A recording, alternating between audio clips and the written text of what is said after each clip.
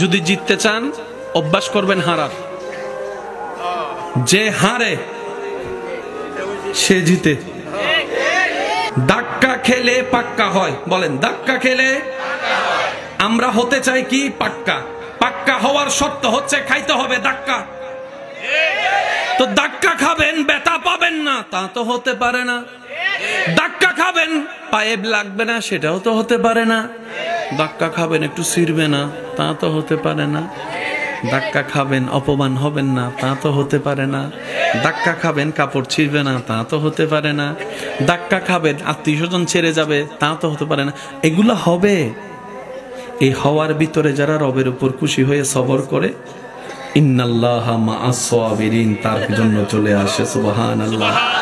আর রব যখন কোন বান্দার সাথী হয়ে যায়, ওই বান্দার জন্য সারা পৃথিবীর মানুষ যখন অগ্নিকুণ্ডলী তৈরি করে নিক্ষেপ করার জন্য, রব বলে ও বান্দা দুনিয়া তোর বিপক্ষে, সব তোর বিপক্ষে, আমি আল্লাহ তোর পক্ষে আছি, আমি আল্লাহ তোর পক্ষে আছি, আমি আল্লাহ তোর পক্ষে আছি। এবার সেই বান্দা ইব্রাহিমকে যখন দুনিয়া আগুনে ফেলে, আগুন যেখানে ফেলার কথা সেখানে আগুন ওনার জন্য বেহেশতের বাগান হয়ে গেছে। আপনার শুধু একটাই কাজ, রবকে সাথে রাখা, রবের সাথী হওয়া।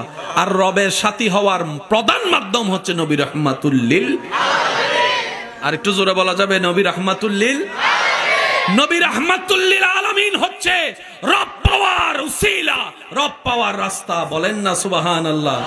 ত্রিভুবনের প্রিয় মুহাম্মদ এলো রে দুনিয়ায়,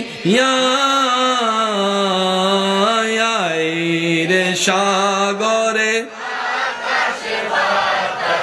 দেখবি যদি আয় রে সাগরে। মাশাআল্লাহ, আরো জোরে জোরে। বিজদি আয় দেখামে না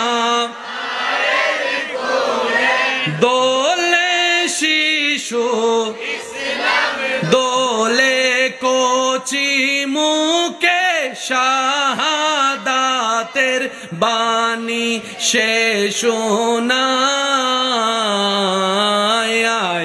রে সাগরে আকাশে বাতাসে। উচ্চ আওয়াজ একবার বলেন মারহাবা। আমার কথা কেউ কষ্ট নিচ্ছে না তো? আল্লাহ আমাদেরকে একজন নবী দিয়েছেন, নবীর নাম নবী রাহমাতুল লিল আলামিন। যার কদম মোবারক থাকতো মাটিতে, হাত বাড়ালে